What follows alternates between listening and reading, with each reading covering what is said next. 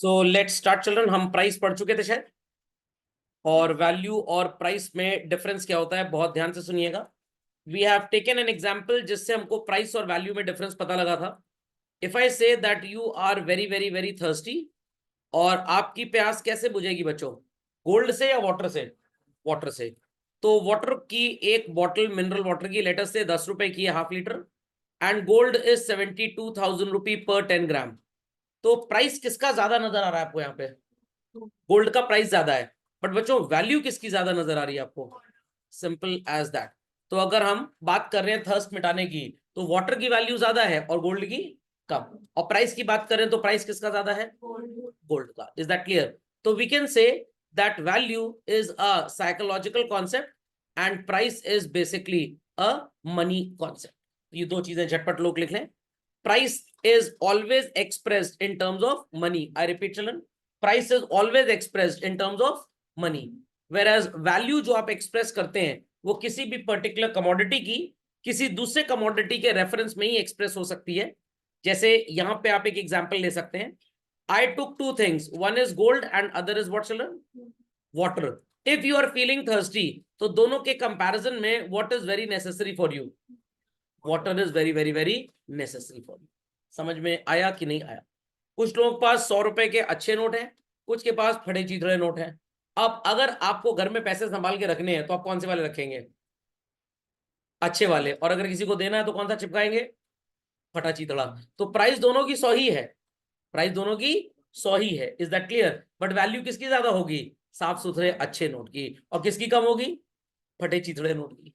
समझ में आया कि नहीं आया? बट एक भिखारी जो कटोरा लेके 10-10 रुपए भीख मांग रहा है, उसको चाहे आप 10 रुपए का फटा चीतरा नोट दे या 10 रुपए का अच्छा नोट दे, उसके लिए दोनों की वैल्यू सेम ही।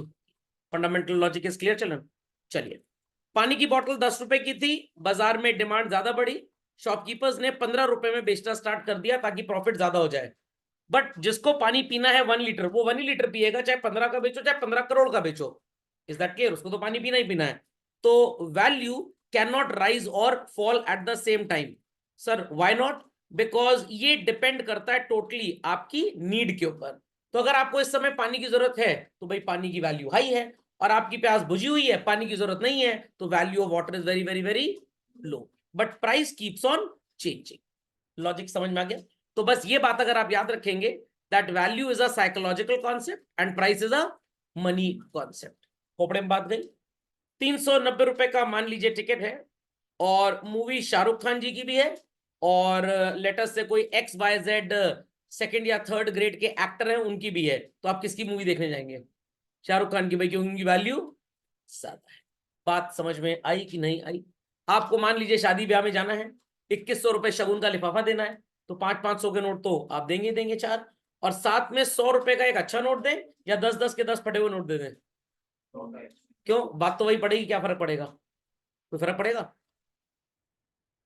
वैल्यू किसकी ज्यादा होगी? अच्छे नोट की। और घटिया वाले की वैल्यू अच्छी नहीं होगी। बट टीचर को फीस चिपकानी है, कोई भी दे दो, क्या फर्क पड़ता है? टीचर तो गरीब आदमी है, ले ही लेगा बेचारा। समझ में आ गया? बट हम थोड़े से डिफरेंट हैं। चलिए, तो वैल्यू और प्राइस का डिफरेंस समझ में आ गया चलो? कंफर्म? चलो, general rise and fall in price. अब ये क्या होता है? पूरी कंट्री में चीजों की जो डिमांड होती है ना बच्चों, पूरी कंट्री में, उसको बोलते हैं एग्रीगेट डिमांड। क्या बोलते हैं? एग्रीगेट। ढेर सारे कंज्यूमर्स और इनके थ्रू खरीदे जाने वाले ढेर सारे अलग अलग प्रोडक्ट्स, इनकी डिमांड इतनी ज्यादा है कि मार्केट में सारे के सारे सेल करने वाले सप्लायर्स अगर मिल भी जाएं तो पूरी नहीं कर पाएंगे। So if demand is more in the market for anything and supply sounds to be less. I repeat children, demand is more for anything and supply sounds to be less. तो market में shortage होगा या surplus होगा? Shortage होगा। और shortage के case में shopkeeper मौके का पूरा फायदा उठाएगा, मौके पे चौका लगाएगा और चीजों के प्राइस बढ़ा देगा। और अगर पूरी कंट्री में ऐसा हो रहा है बच्चों, तो this phenomena is called as what? Inflation. खोपड़े में बात गई। Inflation is of two types basically. अगर चीजों की डिमांड बाजार में ज्यादा है और शॉपकीपर इसी बात का एडवांटेज लेते हुए चीजों को महंगा बेच रहा है, तो we call it as demand pull inflation. क्या बोलते हैं? Demand pull. बट मैं एक लेटेस्ट से राइस मिल का ओनर हूं, जो किसान है जिससे मैं चावल खरीदता हूं, क्योंकि खाद महंगी हो गई तो बेचारे की कॉस्ट ऑफ कल्टीवेशन भी बढ़ गई। फर्टिलाइजर्स महंगे हुए तो उसका कॉस्ट ऑफ कल्टीवेशन बढ़ गया। फ्यूल प्राइसेस, क्रूड ऑयल जो रशिया से या गल्फ कंट्री से आ रहा है वो महंगा हुआ तो ट्रांसपोर्टेशन कॉस्ट भी बढ़ गई। Is that clear? गवर्नमेंट ने इलेक्ट्रिसिटी का प्राइस बढ़ा दिया तो बेचारे ने जो वाटर सप्लाई के लिए खेतों में पंपिंग सेट लगाया है उसका खर्चा पानी भी बढ़ गया। Is that clear? तो क्या मैं राइस सस्ता बेच पाऊंगा? नो। जब मेरे को इनपुट कॉस्ट महंगी मिल रही है तो मेरा आउटपुट भी ऑब्वियस सी बात है थोड़ा महंगा ही होगा। Children, this type of inflation can not be controlled by me, it is called as what? Cost push. तो यहाँ पे एक और वर्ड लिखता हूं जो बहुत इंपॉर्टेंट है इसके लिए। जो कॉस्ट पुश होता है children, it is basically dependent upon an economy, and जो डिमांड पुल होता है it is dependent on specific sectors. I repeat children, जो डिमांड पुल होगा it is dependent on specific sectors. मेरे को पता है मेरे प्रोडक्ट की डिमांड ज्यादा है तो मैं महंगे में बेचूंगा, बट अगर मेरे को पता है कि पीछे से जो इनपुट कॉस्ट आ रही है वही ज्यादा हो चुकी है, can I sell the product at a lower price children? No. तो that is called as cost push. Logic understood well? चलिए कॉपी दिस चिल्ड्रन। चलिए, तो ये इन्फ्लेशन का मतलब सबको समझ में आ गया बच्चों? So any state of affairs in the economy जहां पे प्राइसेस चीजों के बढ़ जाते हैं तो that is called as what? Inflation. अब एक रियल लाइफ इन्फ्लेशन का एग्जांपल देता हूं आपको। आज ईयर कौन सा चल रहा है चिल्ड्रन? 2024। इफ आई आस्क कि पेट्रोल का प्राइस क्या है तो अप्रोक्सीमेटली आप बोलेंगे sir 1 litre petrol is costing ₹97। But जब मैं क्लास 11th में था, that is in the year 1997, तब पेट्रोल का प्राइस क्या था? अराउंड 32 रुपीज चल रहे हैं, 28 to 32 रुपीज। तो 1997 से अगर आज की प्राइस को कंपेयर किया जाए चिल्ड्रन, कितने टाइम्स प्राइस में लगभग चेंज हो चुका है? 3 टाइम्स। Is that clear? अगर यहां पे मैं 1000 रुपी लेकर पेट्रोल पंप जाता था तो अप्रोक्सीमेटली पेट्रोल पंप वाले मेरे को कितना पेट्रोल दिया करते थे? 29 लीटर्स। आज अगर मैं पेट्रोल पंप जाऊंगा सो कॉल्ड पेट्रोल खरीदने के लिए 1000 रुपीज लेकर, तो लगभग 10-10.25 लीटर पेट्रोल मेरे को मिलेगा। तो हमारे 1000 रुपए की purchasing capacity is the same since 1997 till today, और इट हैज चेंज्ड। चेंज बदल गई। उस समय 1000 रुपए में ढेर सारा फ्यूल आता था, बट आज उतना फ्यूल नहीं आएगा। आई रिमेंबर द डेज जब हम क्लास 11 में पढ़ते थे, स्कूल जाते थे, समोसा कितने का आता था बच्चों? 50 पैसे का। बच्चे कहेंगे सर आप प्रिमिटिव मैं अर्ली मैंने क्या प्रिमिटिव एज की बात कर रहे हैं क्या? ऐसा सही है बच्चों। और आज समोसा कितने का आता है? 6 रुपए, 7 रुपए का, बिना चटनी के मान लीजिए 6 रुपए का, या चटनी के साथ 7 रुपए का। कुछ लोग लेते तो चटनी के साथ हैं, समोसा खा लेते हैं, चटनी इकट्ठी करते हैं, फिर कैंटीन वाले के पास 1 महीने बाद जाते हैं, कह रहे चटनी के बदले पैसे दे दो। कह रहे मेरे पास नोट एकदम फटे चितड़े हैं, कोई बात नहीं दे तो चलेगा, चटनी भी एकदम फटी चितड़ी ही थी बेसिकली। तो अब आप अगर सो कॉल्ड सैटरडे को मान लीजिए वीकेंड है, मम्मी से कह रहे हैं भाई स्कूल जाना है, आज दोस्तों की पार्टी है, मेरे को 10 दोस्तों को समोसे खिलाने हैं। तो मम्मी ने कहा ठीक है 70 रुपए ले जाओ, मतलब मम्मी ने 100 दिए, बोला 70 खर्च करके 30 वापस दे देना। आपने कहा मेरा एक एक दोस्त जो है 10-10 समोसा खाता है। मम्मी ने तो दोस्त है कि पेटू है, तुम उनको घर ले आना, हम डिनर करा देंगे उतने पैसे में। अब जब डिनर की बात आई तो 1997 में जब दोस्त घर में डिनर पे आते थे बच्चों, तो 500 रुपए में पूरी पार्टी हो जाती थी। आज दलिद्र मतलब दोस्त अगर घर पे आएंगे तो कितने रुपए लगेंगे? 2000। ऐसा क्यों है भाई? उस समय चावल दाल आटा सब कुछ थोड़ा सस्ता था, आज महंगा है। आज आप मार्केट में आटा खरीदने जाइए, ऑन एन एवरेज आपको 40-50 रुपए के बीच में, 45 रुपीज के आसपास 1 kg मिलता है। बट उस जमाने में कितने का था? हार्डली 6 और 7 रुपए का। पोटेटो आजकल 45 रुपीज केजी है। हम जब क्लास 11 में पढ़ते थे 45 रुपी में 8 kg मिलता था। तो रीजंस क्या है कि दाम बढ़ गए? कहीं पे कॉस्ट बढ़ी और कहीं पे लोगों ने मार्केट में देखा कि अगर डिमांड बढ़ रही है तो चलो मौके पे चौका लगाएं, चौक ना चले जाएं, चौका लगाएं और चीजों को महंगे में बेच दें। Is that understood? तो आज 1000 रुपए ज्यादा चीजें खरीद पाएगा बच्चों, या in the early period of life? Simple as that. तो आज 1000 रुपए कंपेरेटिवली कम शॉपिंग कर पाएगा, और पहले 1000 रुपए में चीजें बहुत ज्यादा आती थी। और 10 साल बाद क्या होगा सर? इन सब का तो नहीं पता सर, जितनी हमारी टोटल फीस है सर ये शायद 1 हफ्ते की हो जाएगी। And it's true. I remember I studied in boys school in class 11th and 12th। तो मेरी 1 साल की फीस 8100 रुपए थी, मेरे को आज भी याद है। बिकॉज पहली बार ऐसा था जब मैंने अपनी फीस अपने पापा के साथ जाके जमा कराई थी। उसके पहले तो मेरे को यही नहीं पता था फीस कहाँ जमा होती है स्कूल में। तो 8,100 रुपए was my quarterly fees, sorry yearly fees. और आज आपकी क्वार्टरली फीस लगभग 12 से 15 हजार रुपए इलाहाबाद जैसे छोटे से शहर में होती है। साल भर की कितनी हो गई? 60,000। आपका बढ़िया था सर, इतने सस्ते में पढ़ लिया आप, समझ में आ गया।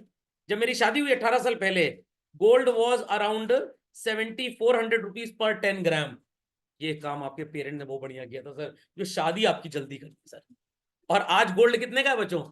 74,000 का। उस समय लग रहा था, मतलब 74,000 का आज हो गया।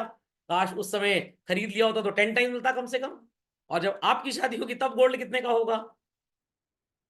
1.5 लाख रुपीज पर 10 ग्राम। सर आज मम्मी से कहते हैं बाल विवाह करा दो, सर ने बड़ी ज्ञान की चीज दी है, समझ में आ गया। बैंक्वेट हॉल भी आज की तारीख में महंगे हो चुके हैं, पहले बहुत सस्ते थे, आने वाले टाइम में और महंगे होंगे।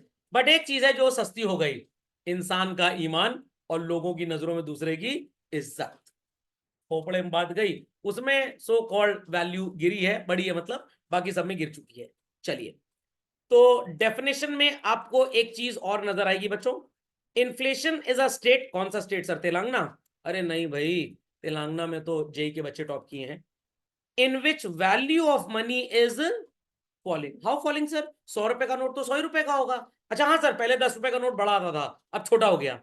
अगर बीच से कट पट गया तो और छोटा हो गया। तो वो साइज की बात नहीं कर रहे हैं हम, वैल्यू की बात कर रहे हैं। तो हम सैटरडे को स्कूल 10 रुपए लेके जाते थे। आज अगर आपकी मम्मी आपको 10 रुपए दे तो आपका रिएक्शन क्या होगा? हम आज स्कूल ही नहीं जाएंगे, हमें बेइज्जती नहीं करानी 10 रुपए ले जाकर। समझ में आ गया? मम्मी कह रही है अरे हमारे जमाने में तो 500 रुपए में पार्टी हो जाती थी, इतना ढेर सारा घर का सामान आता था। बच्चा कह रहा है अब कैमरे लग गए हैं शॉपिंग मॉल्स में, अब थोड़ा हिसाब किताब गड़बड़ा चुका है। Got it? तो एक बार एक बच्चे को एक दादाजी ने बोला मेरे जमाने में तो 150 में पूरे घर का खर्चा चलता था। ग्रैंड चाइल्ड कह रहा दादाजी अब मॉल में कैमरा लग गया है, अब 150 में नहीं चल पाएगा। तो ये बात समझ में आई बच्चों? बात समझ में आई? चलिए, तो इन्फ्लेशन जब होता है तो जो मनी की वैल्यू होती है, मनी वैल्यू का मतलब होता है बच्चों purchasing power. What? Purchasing power, it has gone down. जब मेरा घर कंस्ट्रक्ट हुआ था चिल्ड्रन 1995 में, जो लेबर मजदूर होते थे एक दिन का 40 रुपीज लिया करते थे, and today they are charging around 400 to 500 rupees. क्यों ऐसा है भाई? Reason being inflation. लॉजिक समझ में आया? कुछ चीजें डिमांड की वजह से महंगी हो गई, और कुछ क्योंकि इनपुट कॉस्ट ही महंगी हो गई, जहां से हम खरीदते थे तो हमको भी चीजें महंगी बेचनी पड़ रही है। बट डेफिनेटली कुछ चीजें बहुत सस्ती भी हुई हैं। अगर 1980s में इंडिया में कलर टीवी की बात करें तो एक कलर टीवी लगभग 50,000 रुपए का आता था, 21 इंचेस। इंडिया में मैन्युफैक्चरिंग ना के बराबर थी, इंपोर्ट ही होता था। बट आज आपको 8-10 हजार में ठीक ठाक अमेजोन में टीवी मिल जाएगा। तो some things have gone down in money and some things have gone up. तो ये वैल्यू ऑफ मनी कम होती है, इसका मतलब समझ में आ गया कि वही 100 रुपए का नोट आपको आज अगर 15 समोसे खरीद के देता है, तो जब आपकी अगली जनरेशन क्लास 11 में आएगी तो वो 100 रुपए के नोट में शायद बस समोसा सूंघ पाएंगे, खा नहीं पाएंगे। खाने के लिए कम से कम 200-250 का एक समोसा चाहिए होगा। समझ में आई बात कि नहीं आई बात? पक्का? मैं क्लास 7th में था children, petrol use to cost how much पता है? 18 रुपी जस्ट। 300 रुपए में 10 लीटर पेट्रोल भरा करता था 1996 में, when I pass my class 10th। हमारे घर में नई मारुति वैन गाड़ी आई थी, आज तो घर वाले चढ़े हुए इस गाड़ी पे। आज कितने का हो गया? 97 रुपीज का। वॉट इट ले। बट कुछ चीजें सस्ती कौन सी हुई? मोबाइल फोन जब आया, 5 रुपए 40 पैसे पर मिनट की कॉल थी चिल्ड्रन, 5 रुपए 40 पैसे पर मिनट। अगर आपने किसी से 20 मिनट बात कर ली, 100-108 रुपए लग गए आपके। और आज तो आप 100 रुपए 200 रुपए में पूरा महीना मोबाइल चला सकते हैं। जिस इंटरनेट की स्पीड पे आज आपके मोबाइल पे सो कॉल्ड इंटरनेट एक्सेस होता है चिल्ड्रन, इससे 1/10 स्पीड, 10 गुना नहीं, 1/10 स्पीड पे इंडियन रेलवे के सर्वर काम किया करते थे। और इस स्पीड को अगर आपको 97-98 में या 2001-2 के आसपास लेना होता था बच्चों, महीने का लाखों रुपए किराया देना पड़ता था, जो आज कुछ सैकड़ों में मिल जाता है। तो जब चीजों की सप्लाई बढ़ती रहती है बाजार में, तो फिर उसके प्राइसेस कभी भी नहीं बढ़ते हैं। Is that clear? And India is the only country in the world जहां का कम्युनिकेशन आज भी एक्सॉर्बिडेंटली वेरी वेरी वेरी चीप है बेसिकली। तो सबको इन्फ्लेशन की कहानी समझ में आ गई बच्चों? Any doubts? Many doubts? Excuse me sir. हाँ हाँ हाँ, भव्य जी कोई क्वेरी आपकी? Yes sir. सर अगर वैल्यू ऑफ मनी बढ़ेगी तो सर उसे भी इन्फ्लेशन बोलेंगे? नहीं नहीं, वैल्यू ऑफ मनी बढ़ेगी कैसे? 2024 में पेट्रोल थे 97 का, और 1997 में पेट्रोल कितने का था? 32 का। तो अगर 500 रुपए लेके हम 1997 में पेट्रोल भरवाने जाते थे तो लगभग 15-16 लीटर पेट्रोल मिल जाता था। और जब आप 2024 में 500 रुपए लेकर पेट्रोल भरवाने जाएंगे, हार्डली 5 लीटर समथिंग मिलीलीटर आपको मिलेगा। तो आपकी 500 रुपए की जो हैसियत है वो तब ज्यादा थी या अब ज्यादा है? तब ज्यादा थी। तब 500 रुपए में ज्यादा चीजें आती थी और आज 500 में कम आती है। तो आज पैसे की औकात कम हो गई है, पैसे की हैसियत कम हो गई है। तो जब भी इन्फ्लेशन होगा, जो मनी वैल्यू होगी बच्चों, दैट विल गो डाउन। मान लीजिए कोई ऐसी साइंटिफिक डिस्कवरी हो जाए कि 2034 में चल रहे हैं, ऑयल का जो प्राइस है ये गिर के 10 रुपए लीटर हो जाता है। कितना? 10 रुपए। आज अगर आप 500 रुपए लेकर पेट्रोल डलवाने जाएंगे तो आपको कितना पेट्रोल मिलेगा बच्चों? 50 litre. This phenomena is called as what? Deflation. अब 500 रुपए ज्यादा चीजें खरीदने के लायक हो गया है या कम चीजें खरीद रहा है बच्चों? ज्यादा चीजें। तो जब इन्फ्लेशन होता है, सेम 100 रुपए का नोट कम शॉपिंग करवाएगा आपको। डिफ्लेशन होगा तो सेम 100 रुपए का नोट आपको ज्यादा शॉपिंग कराएगा। भव्य जी समझ गए इस बात को? Yes sir. मैकडोनल्ड का बर्गर कितने का है? मान लीजिए 45 रुपए का। अगर आप 500 रुपए लेके जाते हैं तो 10-11 बर्गर खरीद लेंगे। एक जमाने में 2006 में 7 में मैकडोनल्ड का बर्गर 20 रुपए का था। तब अगर कोई 500 रुपए लेके जाता था तो 25 बर्गर परचेज करता था। आज क्या 25 परचेज कर सकता है? एब्सोल्युटली। खोपड़े में बात गई। अब मैकडोनल्ड को लग रहा है कि लोग चावल तो चाइना का प्लास्टिक का खा रहे हैं, बर्गर की कॉस्ट कम कैसे करें, टिक्की भी प्लास्टिक की लगा दी बीच में। Is that clear? और बर्गर 5 रुपए का हो गया। डिफ्लेशन। हाँ गर्व जी आप कुछ पूछ रहे थे? हाँ, इंडिया में कम्युनिकेशन चीप क्यों है? उसका रीजन है कि इंडिया में इतनी पॉपुलेशन है। अगर एक पर्टिकुलर टावर जिसकी कॉस्ट लगभग 3 करोड़ रुपए आती है सेटअप करने की, मोबाइल फोन कंपनी को पता है कि इस टावर पे साइमल्टेनियसली 1,000 लोग भी अगर कनेक्ट हो जाएं तो कॉलिंग का प्रॉब्लम नहीं आएगा। एंड एट ऑल टाइम्स कभी भी 1,000 लोग तो एक साथ कनेक्ट होंगे ही नहीं। बट हमने इतनी डेंस पॉपुलेशन में 3 करोड़ रुपए का एक टावर लगा दिया। अब मान लीजिए हमारी तो थिंकिंग ये थी कि ये टावर कितने लोगों को सिग्नल देगा? 1,000। बट वहां पे इस टावर से सिग्नल कितनों को मिल रहा है? 10,000। अगर हम महीने का 100 रुपए भी चार्ज करें चल रहे हैं तो व्हाट इज 10,000 इंटू 100? 10 लाख रुपए। 10 महीने में हमें कितने पैसे मिल जाएंगे? 1 करोड़। और लगभग 30 महीने में, मतलब 2.5 साल में, हमारा पूरा का पूरा सो कॉल्ड 3 करोड़ रुपए रिकवर हो जाएगा कि नहीं? 3 साल के बाद मोबाइल कंपनी का टावर एकदम फ्री हो चुका है, एकदम फ्री। तो अगर हम किसी को 100 रुपए महीने के अलावा 10 रुपए में भी सर्विस दे दें, क्या हमारा कोई नुकसान है? Absolutely not. तो क्योंकि वॉल्यूम बिजनेस हमारे पास है, हम ढेर सारे क्लाइंट्स को सो कॉल्ड सर्व करते हैं, इसलिए पर पर्सन अगर हम कम भी चार्ज करेंगे तो हमें प्रॉब्लम नहीं होगी। क्यों Harvard, Cambridge, Oxford, Kellogg, Wharton यहाँ पढ़ाई बहुत महंगी है? क्योंकि यहाँ पे एक प्रोफेसर सिर्फ 40 बच्चों को पढ़ाता है। हमारे यहाँ एक प्रोफेसर 480 बच्चों को पढ़ाता है।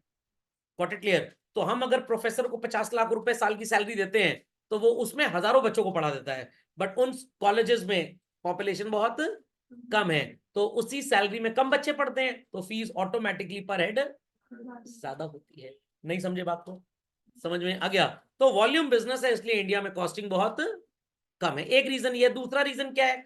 हमारी जो लाइसेंस फीस वगैरह है वो भी फॉरेन कंपनीज के मुकाबले सस्ती है। जो companies Nokia, Siemens, Ericsson, L and T हमको मोबाइल टेलीफोनी का इक्विपमेंट देते हैं बच्चों, वो इक्विपमेंट जिन कंट्रीज को और भी दिया जाता है वो उतना बल्क में नहीं खरीदते जितना इंडिया में खरीदा जाता है। हम 50 ट्रांसपॉन्डर्स खरीद सकते हैं, वो बड़े बड़े ढपली नहीं लगे थे इस टावर पे, हम 50 लेंगे। अमेरिका वाले हो सकता है 20 पीस खरीदें तो हमारी कॉस्ट भी उनसे कम हो। बात समझे कि बिल्कुल नहीं समझे? पक्का?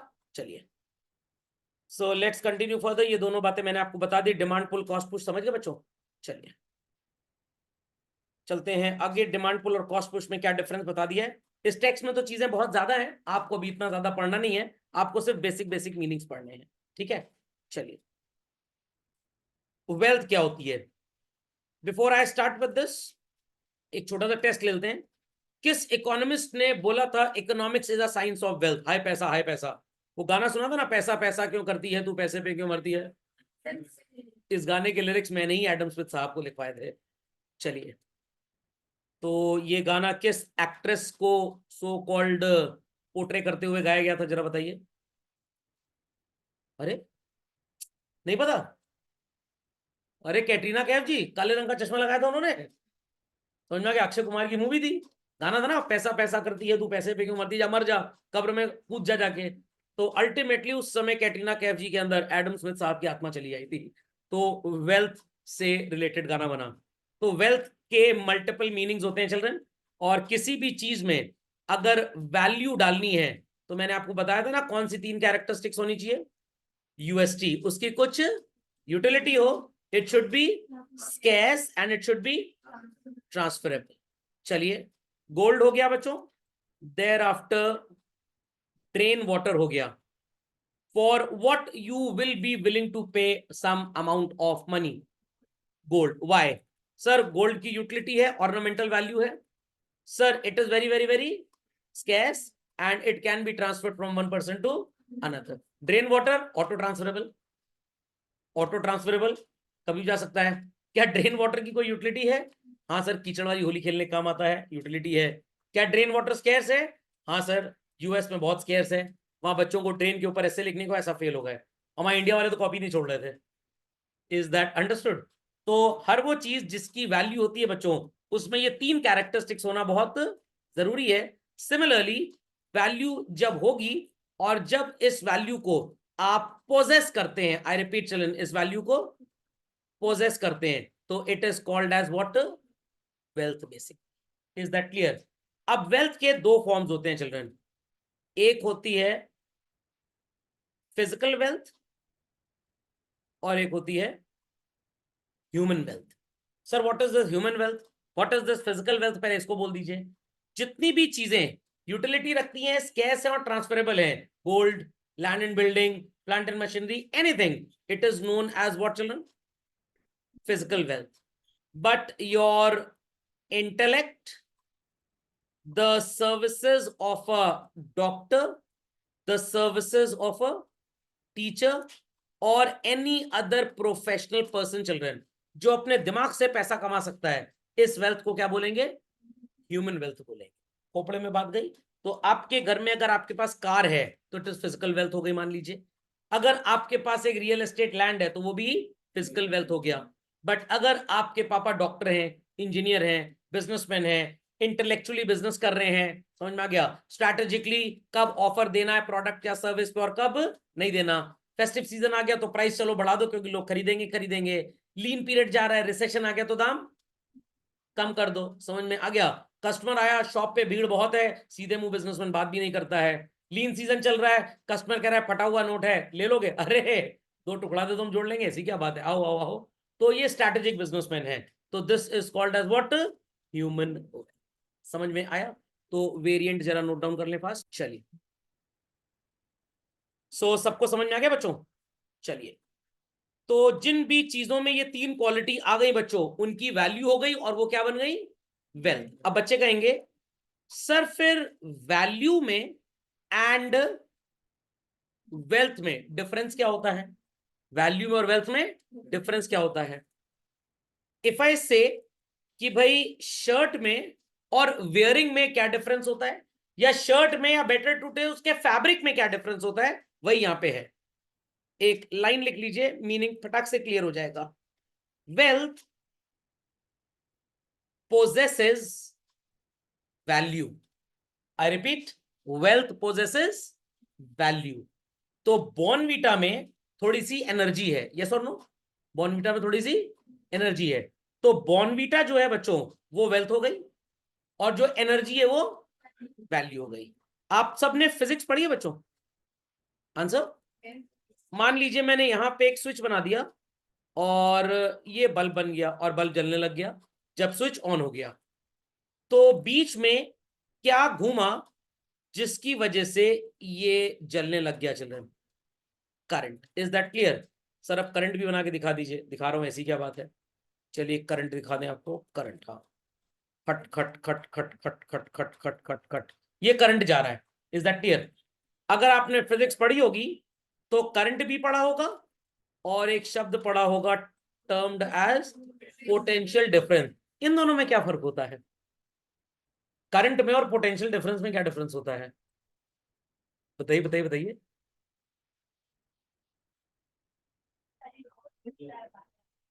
पोटेंशियल डिफरेंस करंट को बाहर आने से रोकता है। एक बार पता है एक बच्चे ने क्या आंसर दिया था, सर वो जो वायर के ऊपर प्लास्टिक का कवर चढ़ा वो करंट को बाहर आने से रोकता है। मैंने कहा तो आंसर तो बड़ा साइकोलॉजिकल है। अच्छा शायद, हाँ। और कोई जवाब? जो करंट आती है सर, अब करंट जो है वो आंटी हो गई, आती है। बेसिकली अगर मैं एकदम देहाती भाषा में बात करूं, करंट हो गया वेताल और पोटेंशियल डिफरेंस हो गया विक्रम। वो उसका कैरिंग एजेंट है बेसिकली। आई रिपीट, वो उसका कैरिंग एजेंट है। अंडरस्टैंडिंग? तो अगर पोटेंशियल डिफरेंस नहीं होगा तो करंट कैरी नहीं हो पाएगा, उसका कैरियर है एक तरह से। समझ में आ गया? होमोग्लोबिन क्या होता है? Oxygen carrying agent in the blood. समझ में आ गया? ब्लड क्या है भाई? केमिकल्स का ही तो कॉम्पोजिशन है। उसके अंदर जो ऑक्सीजन कैरिंग एजेंट है उसी पे सब कुछ डिपेंडेंट है। अगर वो डाउन हुआ आप अप हो गए, और अगर वो बहुत ज्यादा अप भी हो गया तब आप भी और ज्यादा अप हो जाएंगे। Is that clear? तो वेल्थ पोजेसेस वैल्यू का मतलब क्या है? हर वो चीज जिसके अंदर कोई वैल्यू होती है आप उसको वेल्थ बोल सकते हैं। तो wealth is a body and value is its spirit basically. तो water bottle is wealth, but उसकी वैल्यू तभी तक है जब तक उसमें लीकेज ना हो। नहीं, पानी की कोल्ड ड्रिंक भी हो सकती है, ऐसी क्या बात है? समझ में? जूस भी हो सकता है। What it clear? ये कॉमर्स वाले एकदम सस्ती बातों की बात करेंगे। मेल्टेड गोल्ड भी हो सकता है, उसको भी पी सकते हैं। समझ में आ गई बच्चों बात? चलिए, तो यहाँ पे कुछ चीजें लिखी हुई हैं, आप मेरे को बताएंगे वो वेल्थ है कि नहीं। Is sunshine wealth children? Check कर लेते हैं एक बार। सनशाइन से यूटिलिटी है बच्चों? यूटिलिटी है कि नहीं है? बिल्कुल है। बट क्या सनशाइन स्केर्स है? बिल्कुल नहीं। ट्रांसफरेबल है कि नहीं? और क्या, सूरज चाचू से आपको मिल सकती है। सूरज चाचू पाइप लगा के एनर्जी भी खींच लेते हैं, रचना के ऐड में आप देखिए। तो ट्रांसफरेबल है, यूटिलिटी है, बट स्केर्स नहीं है। Got it clear? Air children, it has utility, yes और no? It is transferable, transferable भी है, बट क्या ये स्केर्स है? नो। बट ऑक्सीजन सिलेंडर में जो एयर होती है दैट इज स्केर्स, तो उसकी वैल्यू है, उसकी वैल्यू है। Is that clear? पक्का? तो ऑक्सीजन की वैल्यू है, सिलेंडर के अंदर भर गई तो वेल्थ बन गया, सिलेंडर के अंदर भर गई तो वेल्थ बन गया। समझ में आ गया? मान लीजिए कि भाई आपके मोहल्ले में कुछ लोग हैं जिनकी कोई वैल्यू, दलित है, एकदम कोई इज्जत ही नहीं है, बट आपको पता लगा गोल्ड की स्मगलिंग करने के कैरियर हैं वो लोग, इधर से उधर आते जाते हैं गोल्ड लेके, तो ऑटोमेटिकली वो भी मोहल्ले के लिए एक वेल्थ है, मोहल्ले की औकात बढ़ गई। जहां हवलदार तक नहीं आता तो बड़ी बड़ी पुलिस की गाड़ियां आने लग गई वहां पे। इज दैट क्लियर और नॉट?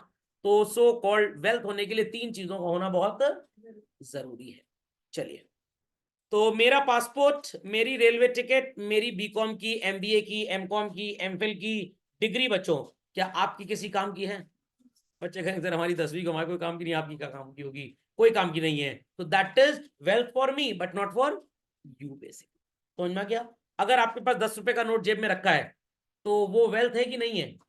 है। चाहे फटा हुआ नोट हो चाहे जुड़ा हुआ नोट हो, दोनों केसेस में वो वेल्थ माना जाएगा। ओके, चलिए नेक्स्ट चिल्ड्रन आते हैं फॉर्म्स ऑफ वेल्थ पे। बच्चे कहेंगे सर अभी तो आपने बताया था, मैंने अभी जो आपको बताया था वो बड़ा ही माइनर सा क्लासिफिकेशन था, ये थोड़ा पैसे से खरीदा हुआ है, मतलब वो फ्री वर्जन था और ये पेड लाइसेंस्ड वर्जन है ये। हाँ, टाइप नहीं, वो कवर हो जाएगा, जो हमने लिखा था ना वो आ जाएगा इसके अंदर। मेरी सारी प्रॉपर्टी बच्चों, this is called as what? Personal wealth. मेरी कार, मेरा घर, फर्नीचर, ये है नहीं मेरे पास फार्म हाउस, आप गिफ्ट कर दीजिएगा। फैक्ट्री थी अब बंद हो गई। समझ में आ गया? आपके पास क्या है? सर हमारे पास तो आप ही हैं। तो पर्सनल वेल्थ मतलब anything which has utility, which has scarcity and which has transferability, और सो कॉल्ड ये वैल्यू पोजेस करता है। अगर इंडिविजुअल के पास है तो इसे क्या बोलते हैं? पर्सनल वेल्थ बोलते हैं। सोशल वेल्थ क्या होती है? Which is owned with the society और स्टेट। स्टेट का मतलब क्या हो गया बच्चों? Government basically. अब ये कंट्री की यूनियन गवर्नमेंट, सेंट्रल गवर्नमेंट भी हो सकती है, और स्टेट की योगी सरकार भी हो सकती है। तो अगर आपके मोहल्ले में एक पार्क है तो आप वहां टहलने जा सकते हैं, इज दैट क्लियर? कुछ को घर से बाहर निकाल दिया कहते रहते हैं वही कैनोपी लगाकर, समझ में आया कि नहीं आया? तो so called, that is called as social wealth, जो सोसाइटी को वेलफेयर दे। किसको वेलफेयर दे? सोसाइटी को। सो पब्लिक स्कूल्स हो गए। सर हमारा भी पब्लिक स्कूल है, नहीं, यहां पे पब्लिक स्कूल का मतलब है गवर्नमेंट स्कूल्स, जहां पे वो अरहर की दाल के नाम पे सूप मिलता है, सब्जी भी नॉन वेजिटेरियन मिलती है, छिपकली वगैरह आ जाती है उसके अंदर। Okay, then we have civil hospital. ये कौन से हॉस्पिटल होते हैं? जहां पे लोग जाते हैं बुखार के फर्स्ट स्टेज पे और डेंगू लेकर वापस चले आते हैं और बहुत खुश होते हैं, चलो कुछ मिला ना, कुछ दिए तो नहीं हम। समझ में आ गया? और कभी कभी तो ऐसा भी आपने सुना होगा, लोग गए थे मेडिकल चेकअप कराने हॉस्पिटल और पोस्टमार्टम होकर वापस आए हैं। ऐसा भी कभी कभी होता रहता है। Got it clear? चलिए, then we have what? Public parks. जैसे प्रयागराज सिटी की बात करें तो एक अल्फ्रेड पार्क है चिल्ड्रन, जिसे कंपनी बाग भी बोला जाता है। Then we have roads. यहाँ पे तो लोग रोड को बैंक्वेट हॉल बना लेते हैं, शादी ब्याह का कार्यक्रम घर में है, पुलिस थाने में भी 2 कार्ड दे आओ तो सो कॉल्ड ये भी हो जाता है। And then we have railways. Thereafter we have public undertaking. क्या होती है सर? यूपीएसआरटीसी, नाम सुना है? हाँ सर, अभी अभी आपने बोला, हमने सुन लिया sir. Uttar Pradesh state road transport corporation. Have you heard the name of children? भूल से ना लेना। आपने इंडियन रेलवेज का नाम सुना है बच्चों? गवर्नमेंट ओन्ड दुकानें, गवर्नमेंट के बिजनेस सेंटर्स जो पब्लिक को सर्विसेज देते हैं, इन्हें बोलते हैं पब्लिक अंडरटेकिंग। व्हाट? ये सारी की सारी वेल्थ क्या है बच्चों? सोशल वेल्थ है। अब बड़ा प्रॉब्लम होता है सोशल और नेशनल वेल्थ को लोगों को समझने में। सोशल वेल्थ से बहुत बड़ा सो कॉल्ड, आप बोल सकते हैं, जो सर्कल बनेगा वो नेशनल वेल्थ का बनेगा। But in most of the cases both are practically same. फर्क क्या है ये मैं आपको बता देता हूं। सोशल वेल्थ की जो डेफिनेशन है ना बच्चों, it is basically on the basis of service. That is, हम जो सोसाइटी को बेनिफिट देते हैं, इन चीजों की वेल्थ को क्या बोला जाता है? Social wealth. But national wealth का जो कॉन्सेप्ट है, it is based on ownership. I repeat children, based on ownership. तो भाई इंडियन रेलवेज किसकी ओनरशिप है? मेरी, आपकी? गवर्नमेंट की है भाई। भारत संचार निगम लिमिटेड भी गवर्नमेंट का ही है मान लीजिए। यूपीएसआरटीसी भी किसका है? Government. Water supply department, electricity department, ये किसका है? गवर्नमेंट। वो बात अलग है कि महाराष्ट्र में रिलायंस वाले भी इलेक्ट्रिसिटी डिस्ट्रीब्यूशन का काम करते हैं, टाटा पावर भी है वहां पे। बट अगर ओनरशिप की बात करें तो ये सारी की सारी वेल्थ क्या होगी? National wealth. और अगर बात करें किस सेक्टर को ऑफ द सोसाइटी हम उसको सर्व करते हैं, तो हम इसे क्या बोलेंगे? Social wealth. तो दिल्ली में आपने मेट्रो रेल पे शायद ट्रैवल किया हो या लखनऊ में किया हो, तो ये मेट्रो रेल ओनरशिप किसकी है? गवर्नमेंट की, इसलिए नेशनल वेल्थ है। बट सर्विस किसको दे रही है? पब्लिक को, तो ये क्या हो गई? Social wealth. तो इन दोनों में ये कंफ्यूजन आपको आएगा।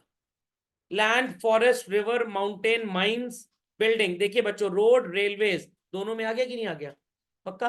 अब हाई कोर्ट में कुछ कार्स हैं जजेस के लिए, आईएएस ऑफिसर्स को भी कुछ कार्स वगैरह दी जाती हैं, या वो ओला से जाएंगे? कार से जाएंगे। समझ में आ गया?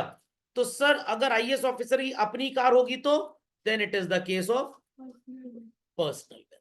समझ में आ गया?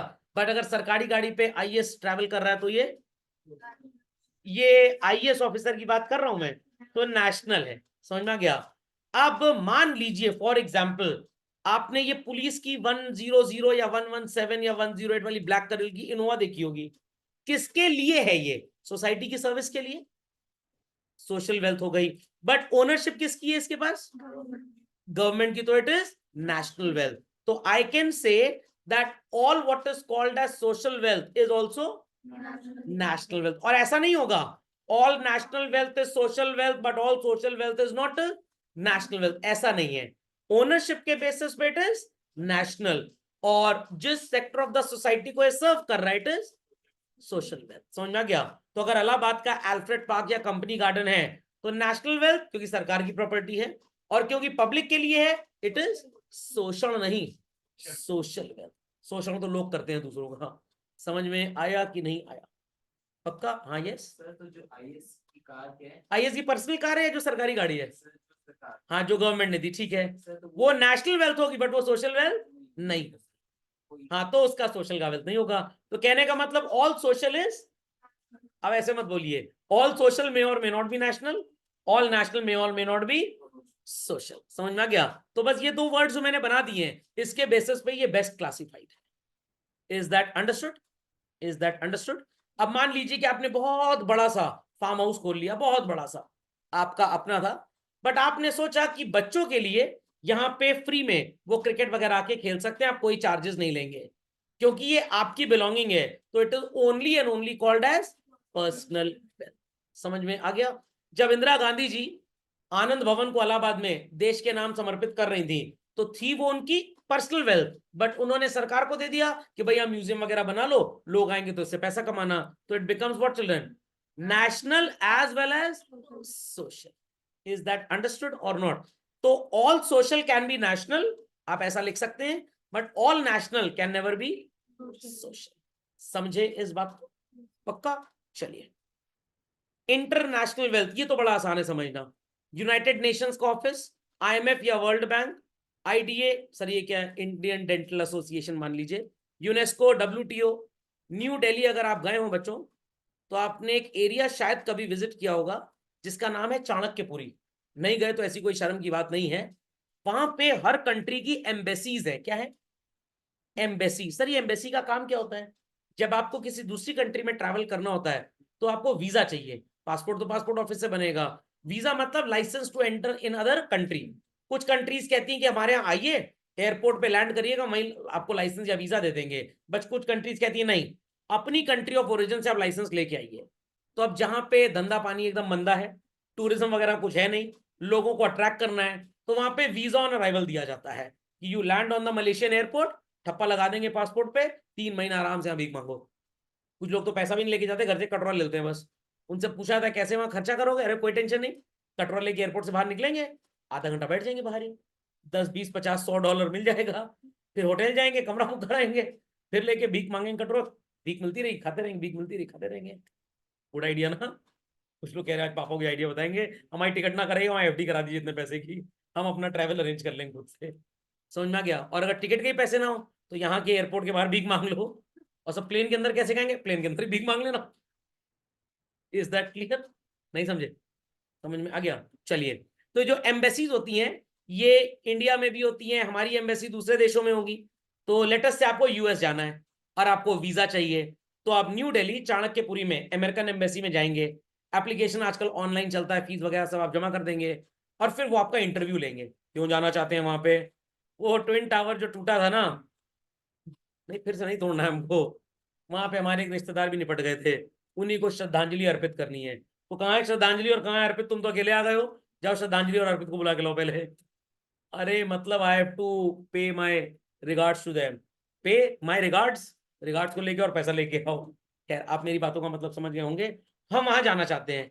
अब उन्होंने आपको 5 साल का वीजा दे दिया, मतलब 5 साल आप लगातार यूएस आ जा सकते हैं। ये नहीं जाके टिक गए 5 साल, तो there is a time period की 6 मंथ 3 मंथ, इससे ज्यादा एक स्ट्रेच का स्टे नहीं हो सकता, you have to come back. Is that clear? तो अब ये एम्बेसी जो इंडिया में होती है, ये खरीदी नहीं जाती, आई रिपीट, खरीदी नहीं जाती, क्योंकि अगर US type countries in buildings को खरीदने पे आ जाएं, तो वो तो आधा हिंदुस्तान खरीद ले, इतना पैसा उनके पास। तो they are always let out to them on some rent. तो ये जो एम्बेसीज वगैरह के ऑफिसेज इंडिया में होते हैं, ये इंडिया की जमीन तो है बच्चों, बट उसको इस्तेमाल करने के राइट्स उस कंट्री के पास है, तो बिना परमिशन आप वहां पे घुस भी नहीं सकते हो। ये गवर्नमेंट ऑफ इंडिया के साथ अग्रीमेंट होता है इनका।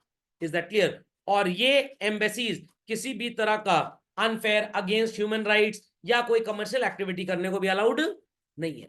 पता लगा मैं अमेरिकन एम्बेसी चला गया, जुगाड़ पानी के अंदर पान की दुकान खोल ली और बोला कि आधा पैसा तुमको भी देंगे जो कमाएंगे, तो ये सब नीतापे की हरकतें, गिरी हरकतें आप नहीं कर सकते हैं। Is that clear? सर वो हम नोट देंगे तो चाहे जुड़ा नोट दो चाहे फटा नोट दो, एंट्री ही नहीं मिलेगी आपको। Is that clear? तो ये सारी की सारी कौन सी वेल्थ होती है बच्चों? इंटरनेशनल। समझ गए इस बात को? नहीं समझे? समझ गए? चलिए, रिप्रेजेंटेटिव वेल्थ क्या होती है? थोड़ा थोड़ा इसमें अकाउंटेंसी का फील और टच आएगा बच्चों। आपने किसी कंपनी के शेयर्स खरीदे, अब सुना तो बहुत होगा आपने इसके बारे में, बट आपको पता थोड़ा कम होगा। तो मैं एक झटपट छोटी सी स्टोरी से इसको क्लियर कर देता हूं। Suppose there is a person called as mister A, जिसको सेटअप करना है व्हाट चिल्ड्रन, बिजनेस, और इसको चाहिए 100 करोड़ रुपए। कितने? 100 करोड़। इसके पापा कह रहे हैं 100 करोड़ मैं तुम्हें 100 लाख दूंगा, सही जाओगे तुम। दे ही नहीं रहे। क्या आपके पास 100 करोड़ है इनको देने के लिए? होते भी तो सर ना देते। इन्होंने लोगों को एक आइडिया दिया कि 10-10 रुपए हमको दे दो, हम आपका पैसा बिजनेस में लगाएंगे और आपको पैसा कमा के दे देंगे। अब क्या 10 रुपए बहुत बड़ी बात है चिल्ड्रन? नो। कितने लोग 10-10 रुपए दे दें कि 100 करोड़ इसके पास हो जाए? बताइए बताइए बताइए। 10 करोड़ लोग अगर 10-10 रुपए दे दें तो टोटल पैसा कितना इकट्ठा हो जाता है? 100 करोड़। ये जब 10 रुपए लोगों से लेगा बच्चों, तो उनको एक कागज का टुकड़ा देगा, और इसी कागज के टुकड़े को क्या बोलते हैं? शेयर। और इन लोगों को बोलते हैं शेयर होल्डर। समझ में आ गया? अब इन लोगों ने 10-10 रुपए दे दिए, साल के बाद मिस्टर ए का बिजनेस प्रॉफिट कमाएगा, प्रॉफिट का कुछ हिस्सा इनको भी दे दिया जाएगा। और सर अगर प्रॉफिट नहीं हुआ तो जय माता दी, आपको भी कुछ नहीं मिलेगा। तो सर ये अच्छा इन्वेस्टमेंट नहीं है। हमें ऐसा इन्वेस्टमेंट बताइए जहां पे हम पैसा दें और हमें गारंटी हो कि पैसा मिलेगा ही मिलेगा। तो आप शेयर ना खरीद के इसी तरह से डिबेंचर खरीदने या बॉन्ड खरीदने। सर डिबेंचर और बॉन्ड में क्या फर्क होता है? डिबेंचर हमेशा प्राइवेट सेक्टर की कंपनी देती है पब्लिक को और उनसे लोन लेती है। बॉन्ड हमेशा कोई गवर्नमेंट सेक्टर की कंपनी देगी। तो शेयर और डिबेंचर में बस एक ही डिफरेंस होता है, शेयर में आपके रिटर्न्स की कोई गारंटी नहीं है। कंपनी अगर डूब भी गई, आपका पैसा अंडा हो सकता है। आई रिपीट चिल्ड्रन, आपका पैसा अंडा हो सकता है। खोपड़े में बात गई पक्का। बट डिबेंचर में आपको इंटरेस्ट तो मिलेगा ही मिलेगा, और अगर कंपनी डूब भी गई कोई प्रॉब्लम की बात नहीं है। देयर असेट्स वर प्लेज्ड, गिरवी रखी गई थी, उनको बेच के आपका पैसा दे दिया जाएगा। Is that understood? न्यूज़पेपर में एडवर्टाइजमेंट्स आते हैं, you can apply. What it clear? ऐसे ही लोग शेयर भी खरीदते हैं। And thereafter bill of exchange क्या होता है ये तो आपको पता ही है, समझाने की जरूरत नहीं। समझ में आ गया? तो ये रिप्रेजेंट करते हैं किसी वेल्थ फॉर्म को। आई repeat children, they represent basic. समझ में आ गया? तो अभी जो हमने थोड़ी देर पहले बात की थी human capital and physical capital की, तो रिप्रेजेंटेटिव वेल्थ जो है चिल्ड्रन, ये भी फिजिकल कैपिटल है। International wealth, national wealth, social wealth, personal wealth, ये सारी की सारी फिजिकल कैपिटल्स हैं, सॉरी फिजिकल वेल्थ है। यहां आपको ह्यूमन वेल्थ लिख के नहीं दिया गया। ठीक, नेक्स्ट कैपिटल। सर इंडिया की कैपिटल तो न्यू दिल्ली है ना भैया? इंडिया की न्यू दिल्ली है, बट इकोनॉमिक्स में कैपिटल का मतलब फर्क होता है। सर क्या होता है? Man made assets. I repeat children, what? Man made. अगर कहीं पे बहुत बड़ा सा सो कॉल्ड बैरन लैंड था, जिसपे आपने थोड़ा सा ट्रीटमेंट अप्लाई करके फार्मिंग के लायक बनाया, तो वो कैपिटल है। समझ में आ गया? बहुत बड़ा था तालाब था, आपने उसको खाली करवा के सही से ट्रीट करा के वाटर पार्क बनवा दिया, तो it becomes capital. Is that clear? कहीं पे कोई जानवर मरा पड़ा था, आपने उसकी खाल उधेड़ी, खाल उधेड़ी और शू बना दिया, तो इट इज अगेन कैपिटल। खोपड़े में बात गई? तो कैपिटल होने के लिए क्या दो चीजें बहुत जरूरी हैं children? Wealth plus man made. आई repeat children, wealth plus man made. तो जो भी हमारे पास वेल्थ है उस पे ह्यूमन एफर्ट लगा दीजिए, तो वो क्या बन जाती है बच्चों? कैपिटल बन जाती है। And it acts as a means of production also. Sir वो शू कैसे मींस ऑफ प्रोडक्शन है? मार मार के चटनी बना दिया, इंसान ठीक हो गया। सर वो बैरन लैंड कैसे मींस ऑफ प्रोडक्शन है? प्लांट लगाया, फैक्ट्री लगा दी, उसके ऊपर गुड्स बनने लग गए, या हमने उस पर ट्रीटमेंट अप्लाई किया और उस जमीन के ऊपर खेती बाड़ी होने लग गई। तो जो हमारी वेल्थ बैरन लैंड की थी, ह्यूमन एफर्ट जब किया, फार्मिंग जब करने लग गए, तो उससे कुछ रिटर्न आने लग गए, तो it becomes what children? Capital. बात समझ में आ गई? तो building is also capital children. Machine, tools, vehicle, stock, ये सब कुछ क्या होगा? कैपिटल। सर ये स्टॉक ऑफ इंटरमीडियरी क्या होता है? Stock of intermediary is basically raw material. समझ में आ गया? ये भी साक्षर जी का एक सवाल आया है कि अकाउंटेंसी सब्जेक्ट में कैपिटल कुछ और होता था, यहाँ पे कैपिटल कुछ और होता है। नहीं बच्चों, ये सिर्फ सोच का फर्क है। अकाउंटेंसी में कैपिटल में आपको क्या पढ़ाया जाता था? Anything that owner invest in the business, तो ओनर को क्या बोलते हैं आप? Is that clear? और जो चीजें उसने इन्वेस्ट की वो फॉर्म ऑफ कैपिटल है। उसने बिल्डिंग लगाई, मशीन लेके आया अपने पैसे से, प्लास पेचकस हथौड़ी लेके आया, व्हीकल लेके आया, तो ये भी तो फॉर्म ऑफ कैपिटल हुआ कि नहीं हुआ? तो वहां पे जो 3 बातें बताई थी उसमें से एक क्लिक कर दिए। आप ये बोल सकते हैं कि अकाउंटेंसी जैसे सब्जेक्ट में कैपिटल बहुत डाइवर्सिफाइड वर्ड था, बट यहाँ पे उतना डाइवर्सिफाइड इन मीनिंग नहीं है। इकोनॉमिक्स है ना, इकोनॉमिकल रखना है ना थोड़ा सा, इसलिए थोड़ा कम पढ़ाया जाता है। Is that understood? Is that understood? अब मान लीजिए आपने किसी को शगुन देना 2100 रुपए का, तो क्या एक एक रुपए के 2100 सिक्के दे दें? अनइकोनॉमिकल होगा। समझ में आ गया? और अगर 500 रुपए की 4 नोट दे दें, या 2000 की एक नोट और 100 की एक नोट, 10 की 10 नहीं, तो ये इकोनॉमिकल हो जाएगा। समझ में आ गया? चलिए, और कोई क्वेरी इसके ऊपर? लास्ट लाइन बहुत इंपॉर्टेंट है, मार्क करिए। All wealth is not capital but all capital is wealth. Sir इसका क्या मतलब हुआ? All wealth is not capital but all capital is wealth. तो सबसे पहले आप मेरे को बताएंगे वेल्थ का मतलब क्या होता है? That which has what children? Value. और वैल्यू होने के लिए क्या क्या सामग्री होना बहुत जरूरी है बच्चों? इसकी यूटिलिटी होनी चाहिए, स्कैर्सिटी होनी चाहिए, और transferability. All wealth is not capital. I repeat, all wealth is not capital. बच्चों आपने ये नाम तो शायद सुना ही होगा, क्या है? टीपू सुल्तान। इनको मैंने एक स्वॉर्ड दी थी और बोला था जंग के मैदान से वापस ला के दे देना। पता नहीं चोर कहां लेके भाग गया मेरी तलवार। बाद में पता लगा म्यूजियम में रखी है। तो म्यूजियम में टीपू सुल्तान जी की जो तलवार है उसको देखने के लिए लोग आते हैं, और भी चीजें देखने लोग आते हैं। अगर टीपू सुल्तान की तलवार किसी चौराहे पे लटका दी जाए, इज दैट क्लियर? क्या लोग उसको देखने का पैसा देंगे? नहीं देंगे। बट क्योंकि वो म्यूजियम में है, तो म्यूजियम वाले इससे पैसा कमा रहे कि नहीं कमा रहे? तो टीपू सुल्तान जी की जो तलवार है वो वेल्थ तब है जब वो म्यूजियम के अंदर है। अगर उसको आपने सड़क पे लटका दिया, nobody is going to pay any money. Nobody is going to pay any money. अगर हम बच्चों बात करें रिवर की, तो इट इज नेशनल वेल्थ और not? It is national wealth और नॉट? बट रिवर के अंदर अगर आप डुबकी लगाते हैं, तो क्या आपके अकाउंट से गंगा मैया के अकाउंट में 100 रुपए ट्रांसफर हो जाता है? Absolutely not. तो ये वेल्थ तो है, बट क्या ये कैपिटल है? नो। बट अगर हमने गंगा जी के एक पर्टिकुलर एरिया में फेंसिंग कर दी और बोला यहाँ पे हम स्विमिंग सिखाएंगे, समझ में आ गया, और 2000 रुपए महीना लेंगे, और मर गए तो अरे वो तो और फायदे का सौदा है, घर वालों का इतना खर्चा नहीं बचेगा, तो यहाँ पे हम उस एरिया के लिए आपसे पैसा ले रहे हैं। देन इन दैट केस उतना एरिया ऑफ गंगा जी जहां स्विमिंग सिखाई जा रही है क्या बन गया? कैपिटल। क्योंकि वो पैसा कमाने का जरिया है, मीन्स ऑफ प्रोडक्ट। बाकी दरिया है, तो जरिया है और दरिया है। समझ में आ गया? पक्का? वाटर बॉटल आपने ली, पानी पिया, दुकानदार कह रहा है 20 रुपए दो।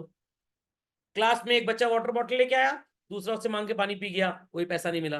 तो क्लास में जो वाटर बॉटल एक्सचेंज होती है वो वेल्थ है, वेल्थ है, वेल्थ है, वेल्थ है, बट कैपिटल नहीं है। और मिनरल वाटर जो बिक रहा है दुकानों पे वो कैपिटल है। प्रैक्टिकली मिनरल वाटर कैपिटल नहीं होगा, जो मिनरल वाटर भरने का प्लांट है that is capital basically. Is that understood well? पक्का? घर का डाइनिंग टेबल था, आपने बीच में जाली बांध दी, दादी माँ के पलंग के बगल में जो बंधी थी नेट, ये मच्छर ना आए, और आपने टेबल टेनिस की चैंपियनशिप घर में चालू करा दी, then your dining table becomes what? Capital. But अगर सिर्फ खाना खाने के लिए इस्तेमाल हो रहा है तो वेल्थ। अगर उसी के ऊपर भाई दोनों बॉक्सिंग कर रहे हैं तो कैपिटल। कैपिटल। मोहल्ले वाले सट्टा लगा रहे हैं ना, बात तो पूरी सुनिए। मोहल्ले वाले सट्टा लगा रहे हैं, छोटे पे 2 का 3 चल रहा है भाव, बड़े पे 4 का 6 चल रहा है। पापा आए, वो सट्टा सट्टा ये पटका पटका कर दी है, फिर पुलिस एकदम ले गई पकड़ के। खैर, समझ में आ गया बच्चों? नहीं समझ में आया? पक्का? तो मेरा लैपटॉप अगर personal so called documents editing, internet surfing, communicating with my so called far of relatives and all, personal purpose के लिए यूज हो रहा है, तो ये वेल्थ तो है बट कैपिटल नहीं है। But if I am using it for taking classes children, then it is what? तब ये कैपिटल है, क्योंकि तब ये पैसा कमाने का सोर्स है। तो आप ध्यान से सुनिएगा, आप जिस घर में रहते हैं, आपके पापा आपसे उस घर का कितना किराया लेते हैं? राम राम राम राम राम राम राम राम। क्या आपने बात कर दी सर एकदम दलिद्रापे वाली। अच्छा हुआ हम आपके घर में पैदा नहीं हुए, जीना दूभर हो जाता। तो क्या आपको अपने घर में रहने का रेंट देना पड़ता है बच्चों? तो your house is only a wealth, capital नहीं है। बट घर इतना बड़ा था, मैंने तो एक पोर्शन किराए पे दे दिया। मैं तो सोच रहा हूँ कि अपने घर का बाकी पोर्शन भी किराए पे दे दूं, रात में किराएदार को भगा दूं, जाओ तुम टेंट पे जाके सो, मैं यहाँ पे सोऊंगा, कल सुबह तुम फिर चले आना, क्योंकि रूम का दिन भर तो कोई काम है ही नहीं। तो इन दैट केस अगर आपने घर का एक पोर्शन लेट आउट कर दिया बच्चों, तो वो पोर्शन क्या बन गया? कैपिटल बन गया। क्यों कैपिटल बन गया? वो आपको कमा के दे रहा है, पैसा नहीं, नोट। कुछ लोग मोह माया त्याग चुके हैं, पैसे में ही खुश हैं। समझ में आया? अब मान लीजिए मम्मी के पास 40 साड़ियां थी, ऑन एन एवरेज आपको पता हो 5-6 से ऊपर नहीं पहनती, तो कितनी एक्स्ट्रा हो गई? 35। मम्मी गई नानी माँ के 1 महीने के लिए, आप पीछे साड़ी किराए पे चलाने लग गए। आंटी बोले ये 50 रुपए किराया, इसका 70 रुपए वेडिंग में पहन के जाइएगा, बाद में वापस कर दीजिएगा। तो हाँ सर, ये बात तो क्लियर है। तो मम्मी की साड़ियां तो वेल्थ थी, आपने क्या बना दिया? कैपिटल। तो मम्मी जब वापस आएंगी सबसे पहला काम क्या करेंगी? आपको कोचिंग छुड़वाएंगी, ऐसी जगह नहीं पढ़ने जाना, पता लगी हम ही लोग को सेल पे डाल दो।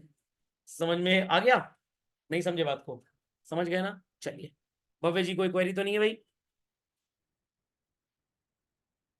चलिए, वेलफेयर क्या होता है भाई? वेलफेयर का मतलब वेरी सिंपल है, anything that gives you to be in the state of well being और being well, anything that makes you happy, anything that gives you satisfaction, children, will be called that it provides to us what, children?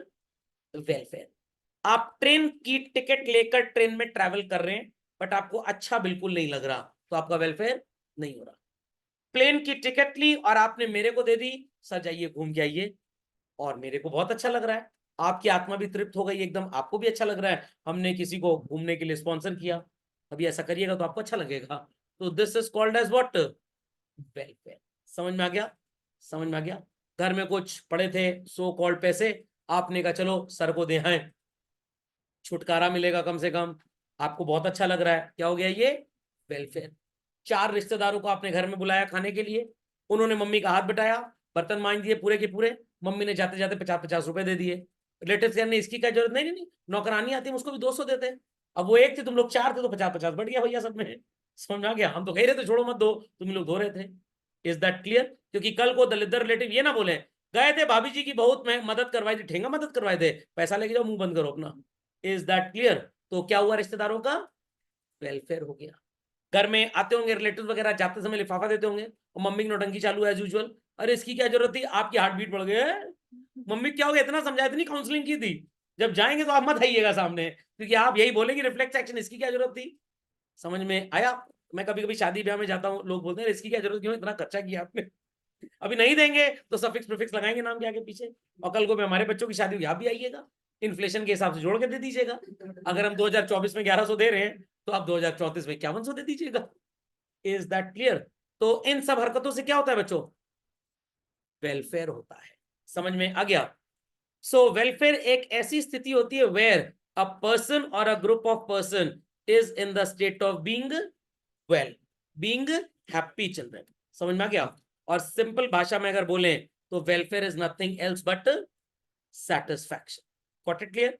तो जब एक का होगा तो individual, और अगर group का होगा बच्चों तो इसे क्या बोलेंगे? शोषण, सोशल वेलफेयर। ये मत सोचिएगा सोशल स्टडीज पढ़ने से जो वेलफेयर हुआ वो सोशल वेलफेयर है, ऐसा कुछ नहीं होता है। ठीक, तो 2-3 वर्ड्स लिख लीजिए, काम आएंगे। सो वेलफेयर इकोनॉमिक्स क्या होती है? आपके लिए बकवास है, इसको छोड़ दीजिए बच्चों, बिल्कुल मत पढ़िए, ये सब बकवास है आपके लिए, ये सब कुछ बकवास है, इसको कुछ नहीं पढ़ना। मनी, ये तो सर वही है अपना सपना, मनी मनी, समझ में आ गया? सो आपने सेंटीमीटर, मिलीमीटर, किलोमीटर पढ़ा होगा, ये स्टैंडर्ड इंटरनेशनल यूनिट्स होती है डिस्टेंस को मेजर करने के लिए। वैसे ही आपने किलोग्राम, ग्राम और मिलीग्राम भी पढ़ा होगा। कभी मम्मी के मुंह से भी सुना होगा, ढेले भर की बुद्धि नहीं है तुम्हारे अंदर। मम्मी से क्या बोले, तमीज से बोलिए जरा, ये ढेला कोई ऐसा ही यूनिट नहीं होती है। मिलीग्राम बोल दिए, मिलीग्राम बुद्धि नहीं है तुम्हारे अंदर, समझ में आता है? Is that clear? तो सो कॉल्ड ऐसे ही इकोनॉमिक्स में चल रहे हैं, जो एसआई यूनिट होती है, विच expresses, I repeat children, which expresses the value of any good और बैड सर्विस। इस SI यूनिट को हम क्या बोलते हैं? अपना सपना मनी। मनी तो स्टार्टिंग में मनी तो सोसाइटी में था ही नहीं। लोग कैसे एक्सचेंज किया करते थे बच्चों? अरे ये तो सिस्टम का नाम है, मैं पूछ रहा हूँ एक्सचेंज कैसे किया करते थे? तोता है तोता, जो पढ़े थे 9वीं 10वीं बोल दिए बस। अरे थोड़ा सोचो भैया, लोग कैसे एक्सचेंज करते थे? आंख के बदले आंख, हाथ के बदले हाथ। ये भी वाटर सिस्टम था। उसने मेरे भाई का हाथ तोड़ा है, मैं भी उसका हाथ तोड़ूंगा। बट मेरे भाई का हाथ तो 3 फुट का था, उसका 1.5 फुट का, मैं उसको दोनों हाथ तोड़ूंगा। नहीं तो LHS इक्वल्स टू RHS नहीं होएगा। तो अल्टीमेटली उस जमाने में बच्चों, कमोडिटी के बदले कमोडिटी, सर्विस के बदले सर्विस, कमोडिटी के बदले सर्विस, या सर्विस के बदले कमोडिटी। मतलब आपके दोस्त ने आपके घर झाड़ू लगाया तो आप उसके यहाँ पोछा लगा दीजिए, क्योंकि झाड़ू लग चुका है, मैं गया था पहले लगा चुका हूं। आपके दोस्त ने आपके यहाँ सब्जी काटी तो आप उसके यहाँ दाल उबलवा दीजिए। Is that clear? तो ये सिस्टम उस जमाने में चला करता था। बट इस सिस्टम में कुछ प्रॉब्लम्स थी। क्या प्रॉब्लम्स थी? मिस्टर एक्स कह रहे हैं कि मेरे पास राइस है, और वाई कह रहा है कि मेरे पास वीट है। एक्स इज सेइंग मैं राइस के बदले वीट लेना चाहता हूं, बट वाई कह रहा है नहीं नहीं नहीं, मेरे को वीट के बदले शुगर केन चाहिए। ये कह रहा है क्या करोगे शुगर केन का? डंडा लेके मारेंगे लोगों को, क्लास की मॉनिटर बन गए हैं। तो क्या बच्चों दोनों की नीड एक दूसरे से मैच कर रही है? सर मैच से भी ज्यादा मिस मैच कर रही है। तो मैच नहीं कर रही, इसलिए एक्सचेंज पॉसिबल नहीं है। चलिए भैया आगे चलते हैं। मिस्टर वाई के पास बच्चों घोड़ा है। क्या है? घोड़ा। हंसिएगा मत, मैं घोड़े की ड्राइंग बना रहा हूं। ये घोड़ा थोड़ा मर्सिडीज की तरह बन गया। हाँ चलिए डायनासोर मान लीजिए। चलिए डायनासोर मान लेते हैं। अब MF हुसैन साहब को सिखाते सिखाते ड्राइंग थोड़ी सी गड़बड़ा गई। X has 100 kg rice, Y has 1 dinosaur. Y कह रहा है मैं अपना डायनासोर तुम्हारे साथ एक्सचेंज तो करूंगा, बट मेरे को 100 किलो नहीं 200 किलो राइस चाहिए। X मैथ्स में बहुत तेज था, इसके पापा मैथ्स के प्रोफेसर थे। कह रहा तुम एक काम करो, तुम मेरे को आधा डायनासोर दे दो। क्या बच्चों आधा डायनासोर किसी काम का है? किस चीज की प्रॉब्लम हो गई? डिविजिबिलिटी पॉसिबल नहीं थी। क्या पॉसिबल नहीं था? डिविजिबिलिटी। तो अगर बच्चों आज भी बार्टर सिस्टम होता ना, तो आप मेरे से पूछते सर वो अकाउंटेंसी की क्लासेस के लिए क्या हम आपको पे करेंगे? 2 कुंटल चूहा। सर ये इकोनॉमिक्स के लिए 25 बिलियन। समझ में आ गया? आप सब्जी मंडी जाते हो और सब्जी वाले से कहते 1 किलो प्याज दे दो, वो कहता बदले में मेरे को 250 ग्राम सोना दे दो। आपने कहा अच्छा 2 किलो मिर्ची का भाव क्या है? 3 बिलियन ले आओ इसके लिए। हर चीज का प्राइस किसी कमोडिटी या सर्विस में एक्सप्रेस होता। आपने कहा ये 100 ग्राम धनिया, इसके लिए हमारे घर में आके 2 कमोड साफ करना पड़ेगा तुमको। हार्पिक दे देंगे, परेशान हो, चट चट के साफ नहीं कराएंगे। Is that clear? तो अब प्रॉब्लम ये आती कि आपके पास अगर वो चीज बदले में है तो एक्सचेंज होगा, वरना एक्सचेंज नहीं होगा। तो इन सारी बातों को मद्देनजर रखते हुए जज साहब ये फैसला सुनाना चाहते हैं कि हम किसी ऐसी चीज के बदले में एक्सचेंज करें which is commonly available and commonly acceptable. Available नहीं होगी तो कहां से आप लेके देंगे किसी को? तो यहां पे हमने एक ऐसी जीव जंतु की उत्पत्ति की बच्चों, जिसको क्या बोलते हैं? मनी। तो मनी की डेफिनेशन क्या होती है? Anything which is generally acceptable, I repeat children, anything which is generally acceptable as a medium of exchange and at the same time acts as a measure and store of value as well as which is comfortable for settling the debts in future। तो अगर मैं बोलूं कि भाई मेरे पास ये silver की ring है, मान लीजिए इसकी वैल्यू 500 रुपए है, बट क्या हर शॉपकीपर 500 रुपए के सामान के बदले इसको ले लेगा? कुछ लोग लेंगे बट सब नहीं लेंगे। तो ये मनी नहीं हो सकता, क्योंकि मनी होने के लिए क्या होना बहुत जरूरी है? पंच तत्व में विलीन होना। ये क्या होता है सर? जनरली एक्सेप्टेबल होना चाहिए, लोग उसको एक्सचेंज करना चाहें, हम उसके बेसिस पे कुछ चीजों की वैल्यू को नाप पाए, मेजर कर पाए, और सो कॉल्ड उसको इजिली रख पाए और फ्यूचर में भी सेटल कर पाए। तो सर वो बार्टर सिस्टम में फ्यूचर सेटलमेंट नहीं हो सकता? बिल्कुल नहीं हो सकता। डायनासोर हो सकता है मर जाए 2 महीने बाद, या हम बोल रहे हैं 100 किलो वीट दे दो, बदले में 80 किलो का एक घोड़ा देंगे। अभी मेरा घोड़ा कुपोषित है, थोड़ा सा जॉन्डिस हो गया था पिछले महीने, 60 किलो का है, तो अभी उसको और बॉर्नवीटा पिलाएंगे, हो सकता है बॉर्नवीटा की ओवरडोज से मर जाए। तो क्या फ्यूचर में अवेलेबल होगा घोड़ा? गारंटी है? बट 100 रुपए का नोट जो होगा वो अवेलेबल होगा। तो इसलिए स्टैंडर्ड ऑफ डिफर्ड पेमेंट का मतलब होता है फ्यूचर में डेट को सेटल करना। कब? फ्यूचर में। Any doubts? Many doubts? समझ में आ गई बात? Understood what is money? Understood what is money? एक शब्द और लिख रहा हूं आपके लिए, करेंसी। अब लोग कहेंगे सर ये मनी और करेंसी में क्या फर्क होता है? इंडियन रुपी को आप क्या बोलते हैं बच्चों शॉर्ट में? आईएनआर। और यूएस डॉलर को क्या बोलते हैं? यूएसडी। इंडिया में काफी शॉपकीपर्स हैं जो रुपी तो लेते ही हैं, सभी लेते हैं, खैर कुछ लोग डॉलर भी ले लेंगे। तो इंडिया में जो रुपी है और जो डॉलर है, both are money. But India में बच्चों जो रुपी है ना वो करेंसी है, बट जो डॉलर है वो करेंसी नहीं है, it is only money. Currency क्यों नहीं है सर? क्योंकि करेंसी होने के लिए देश के कानून के तहत गवर्नमेंट का सर्टिफिकेशन होना चाहिए। डॉलर पे कहीं लिखा होता है guaranteed bye reserve bank of India? Sir Shahid Kapoor को पढ़ के लिखवा लेंगे। लिखा होता है कहीं पे? नहीं लिखा होता। तो अगर यूएस का डॉलर आपकी जेब में है, मैं आपसे ले लूं और कल को यूएस गवर्नमेंट का हमसे इससे कोई मतलब नहीं, हमारा भी डीमोनेटाइजेशन हो गया है, तो क्या मैं गवर्नमेंट ऑफ इंडिया को रिटर्न कर पाऊंगा? वो नहीं। बट अगर मोदी जी अनाउंस कर दे मित्रों पितरों से मिल लो जाके, भाइयों बहनों आज से नोट नहीं चलेगा, हर दूसरे की नाटक आज से नोट नहीं चलेगा, हम भी कहते हैं कल से प्रधानमंत्री नहीं चलेगा। Is that clear? Is that clear? तो सो कॉल्ड आप बैंक में जाके जमा करा दीजिए 2000 का नोट। अब मार्केट में नहीं चलता बट बैंक में चलता है। बट अगर आपको डर लग रहा है, इंक्वायरी हो जाएगी, अब मेरे को दे दीजिए, कोई बात नहीं है, 2000 का नोट मैं 500 में ले रहा हूं। Is that clear? फिर बैंक में जाके 2000 रुपये कन्वर्ट करा लूंगा, आधार और पैन देके। सरकार पूछे पैसा कहां से है? कमाया है, 30% उस पर टैक्स दे देंगे। 2000 पे 30% टैक्स कितना हुआ? 600। 500 आपको दिए थे, कितना हुआ? 1100। चला है 2000 में वो 900 का प्रॉफिट। समझ में आ गई बात? तो करेंसी और मनी में डिफरेंस समझ में आ गया? करेंसी और मनी में डिफरेंस समझ में आ गया? पड़ोस वाली आंटी आई, कह रही बेटा जरा मम्मी का सैंडल देना नया वाला। आपने कहा आंटी क्यों, क्या हुआ? सीधा करना है घर में कुछ लोगों को। आंटी आपको 500 दे गई, सैंडल ले गई, मम्मी को आपने 500 दे दिए। समझ में आ गया? फिर वो सैंडल और आगे बिक रहा है।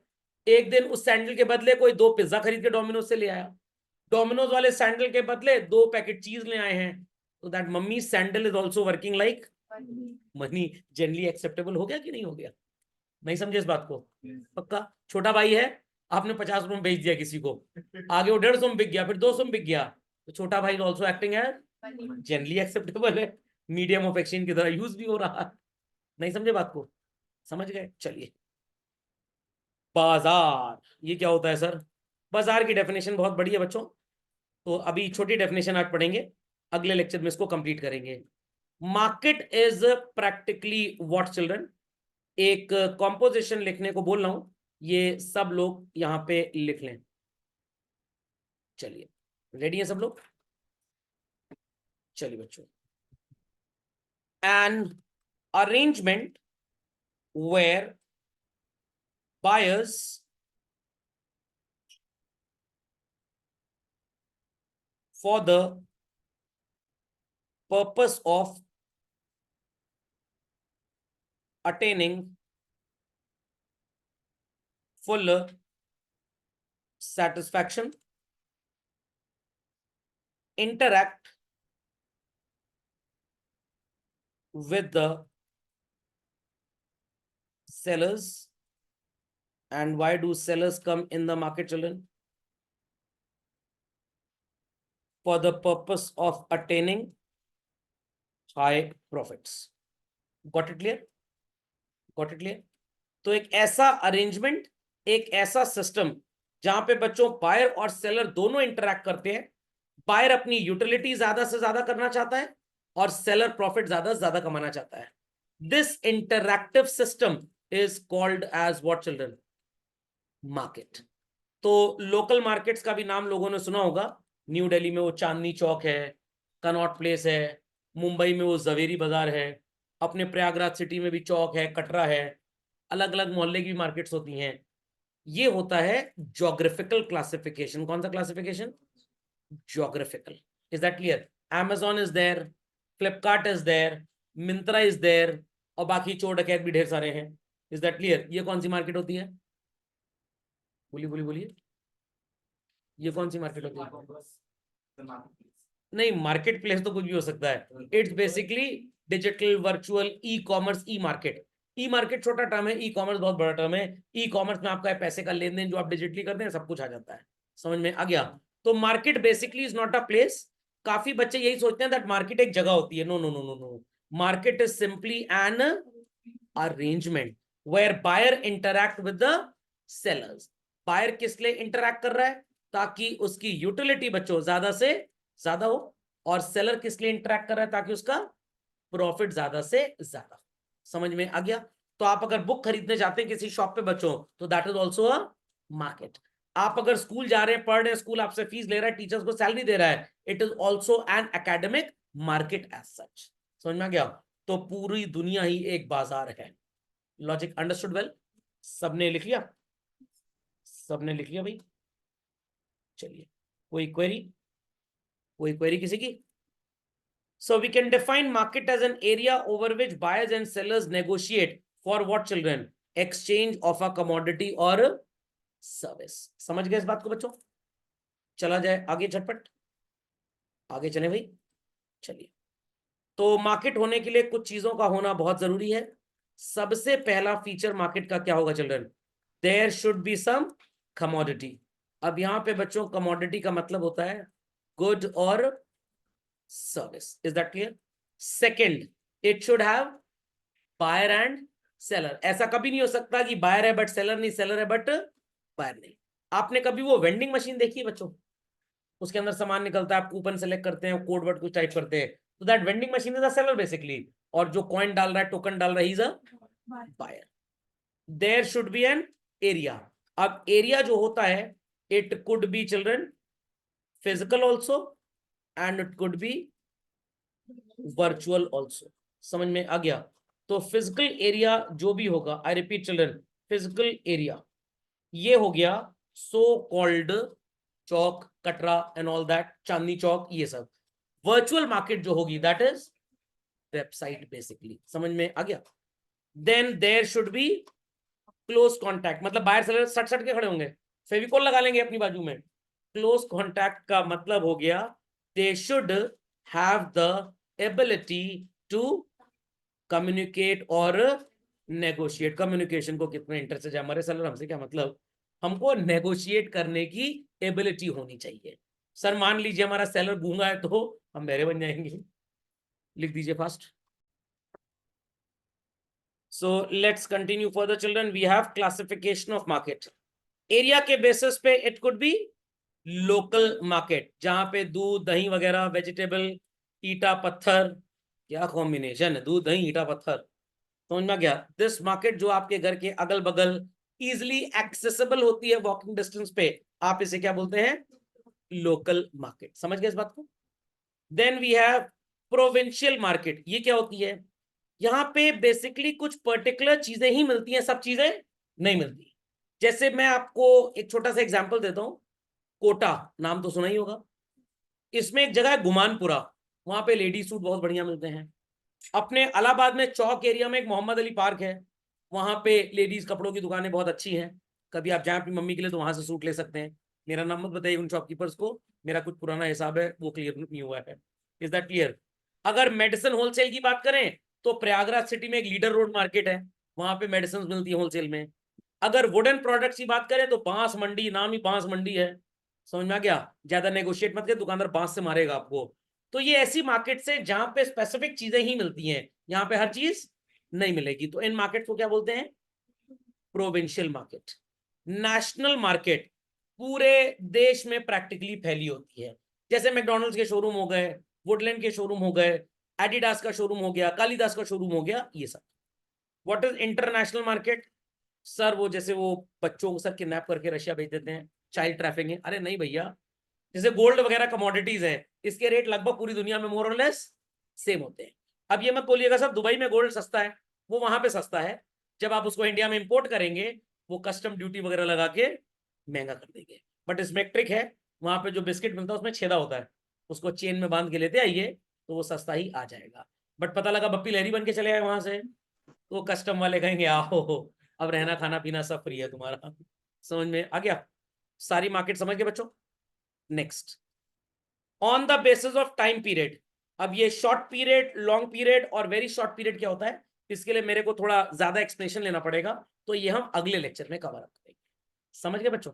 चलिए, दैट्स ऑल फॉर टुडे।